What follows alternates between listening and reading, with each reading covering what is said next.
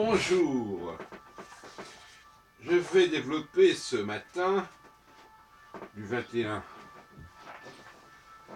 octobre 2016 une thèse, je crois, assez nouvelle, à savoir qu'il y a une sorte de symétrie entre le livre de la Genèse et le livre de l'Exode.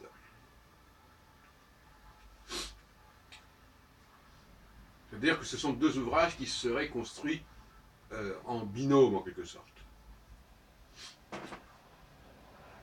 Le cas le plus remarquable dans ce travail que je ne fais qu'esquisser ici, mais je compte approfondir par la suite, c'est que le livre de la Genèse, si on laisse de côté les deux premiers chapitres, c'est le jardin d'Éden et puis la sortie du jardin d'Éden. Et le livre de l'Exode, c'est en quelque sorte le désert et la montée vers la terre promise, la terre de Canaan. Et je rappelle que le jardin d'Éden, c'est le verger, ce sont les fruits. Et que la terre de Canaan, on pense aussi à une terre de lait et de miel, Khalaf Dvash. Donc il y a une espèce de descente du verger vers le désert, si on peut dire, et ensuite de remonter du désert vers la terre promise, la terre de miel et de lait. Mais les parallèles ne s'arrêtent pas là, la symétrie ne s'arrête pas là.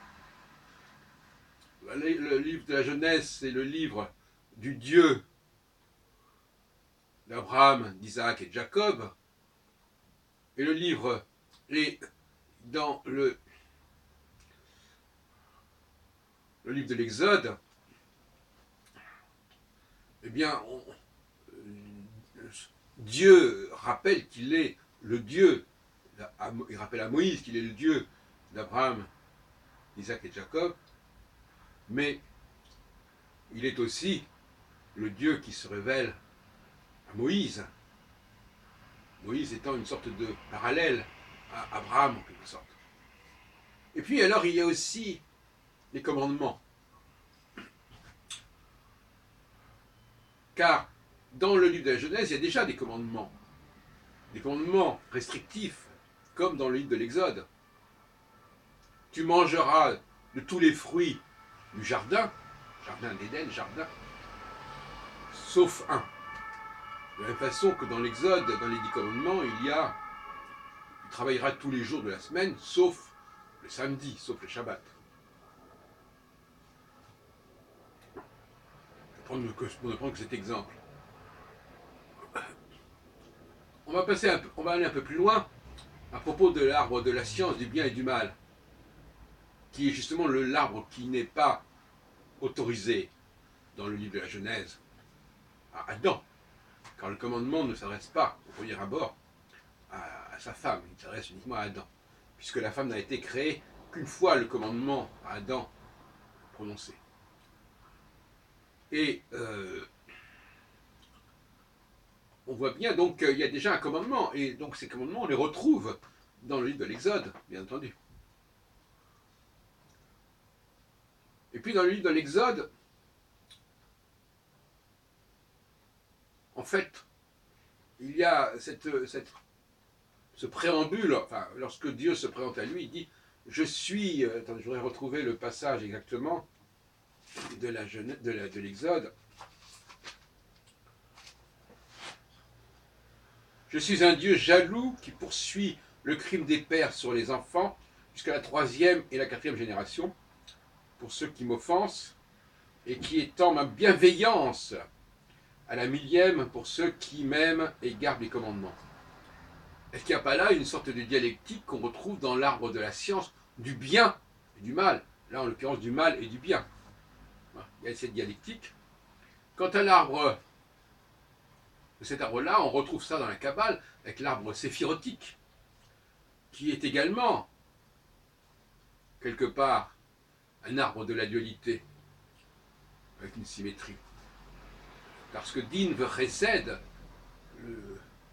c'est aussi une forme de rigueur et de miséricorde.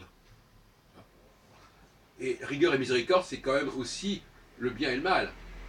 Quand je dois punir quelqu'un, je lui fais du mal, qu'on le veuille ou non.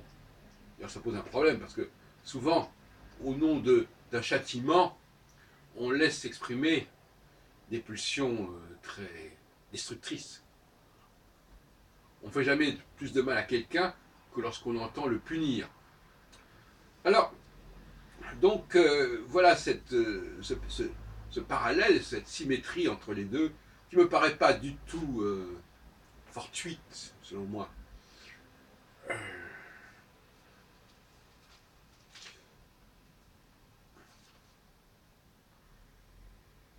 L'arbre séphirotique, on retrouve les termes de l'arbre séphirotique dans l'office du Shabbat. On le retrouve aussi lorsque l'on, la procession des rouleaux de la Torah, les mots qui sont employés sont ceux de l'arbre séphirotique. Je crois que je suis le premier à l'avoir trouvé. Et on retrouve aussi cela ailleurs à propos de David, je crois. Voilà, donc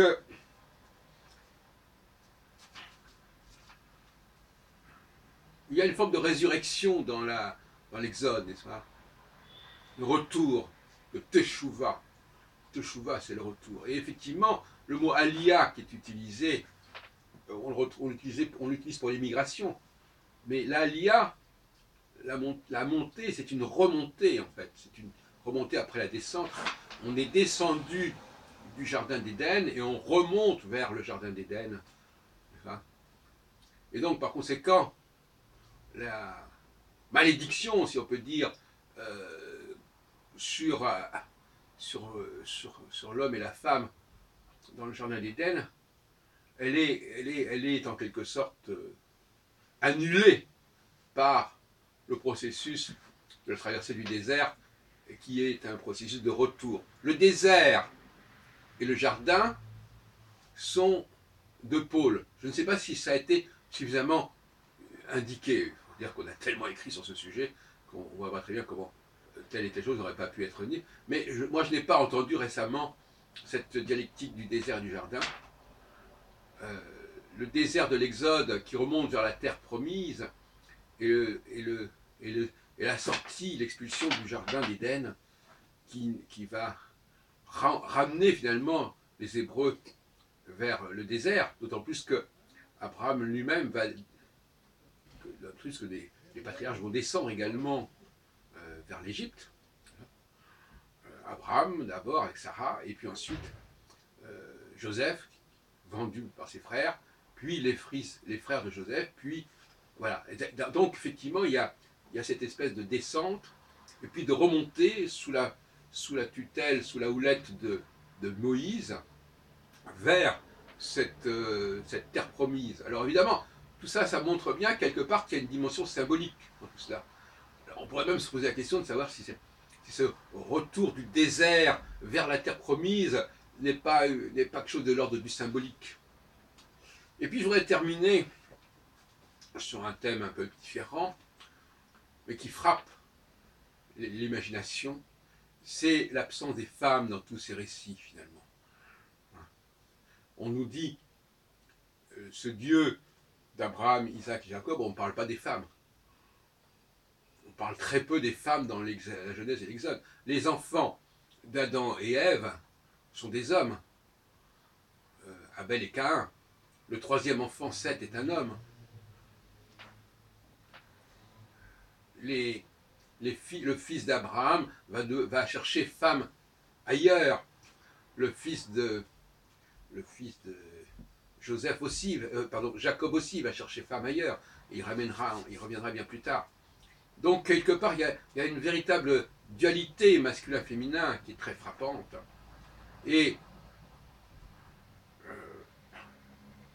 je crois que la matrilinéarité est quand même un contresens majeur au sein du judaïsme qui a été introduit d'ailleurs très tardivement au Moyen-Âge dans le monde ashkénaze. Moi-même, je n'ai aucun problème de ce côté-là. Je connais ma mère, nous sommes des juifs du pape, des juifs d'Avignon. Et puis alors, une dernière petite réflexion, comme ça, pour terminer. Nous sommes élevés, nous, juifs de France, dans cette idée étrange que les juifs ne portent pas des noms français. C'est assez étonnant. Quand on a le malheur de dire qu'on a un nom français, on passe pour quelqu'un qui n'est pas juif. C'est quand même extraordinaire, cette idée-là. Parce qu'à la fois, on rappelle, bien sûr, que les juifs sont en France depuis longtemps, quoi qu'ils sont sortis, ils y sont venus, c'est peut-être pas les mêmes. Mais en tout cas, ce qui est quand même effarant quelque part, dans notre inconscient collectif juif, c'est que un juif, un vrai juif quelque part, un juif français, comme par hasard, il ne faut pas qu'il ait un nom français. Alors ça, c'est quand même extraordinaire. Il y a des exceptions. Moi-même, par exemple, je connais de mon père, grand-père maternel, nous sommes des Carcassonnes, c'est le nom d'une ville de France. Mais d'une manière générale, il y a peut-être chez les juifs, disons, de souche franc, les juifs, disons, qui ne sont pas convertis au judaïsme, chez les juifs, disons, d'ascendance juive, il y a un pourcentage dérisoire de noms français, proprement français. Dans le cas de l'Alsace, c'est un petit peu différent, puisque l'Alsace est française, tout en étant l'expression allemande par certains côtés, comme mon nom d'ailleurs, Heilbronn, bien que mon nom de toute façon vienne d'une ville de Rhénanie. Mais d'une manière générale, on part du principe qu'entre juifs français, nous devons porter des noms étrangers. Je trouve ça assez extraordinaire, et je voulais simplement vous amener à réfléchir sur ce sujet. Et je terminerai en disant que le Deutéronome, lui-même, qui est le 5e livre, est également une répétition, en quelque sorte, le mot Deutéronome, d'ailleurs, c'est le deutéro, c'est-à-dire c'est la deuxième fois qu'on répète les choses. Voyez-vous, donc finalement, il y a dans le Pentateuque ce double phénomène de répétition entre le premier et le deuxième livre du Pentateuque voulant dire 5, et le 5e livre, le Deutéronome, qui est aussi une forme de répétition. Voilà, je vous souhaite un très bon Shabbat. Et une belle soukha. Chag Sameach.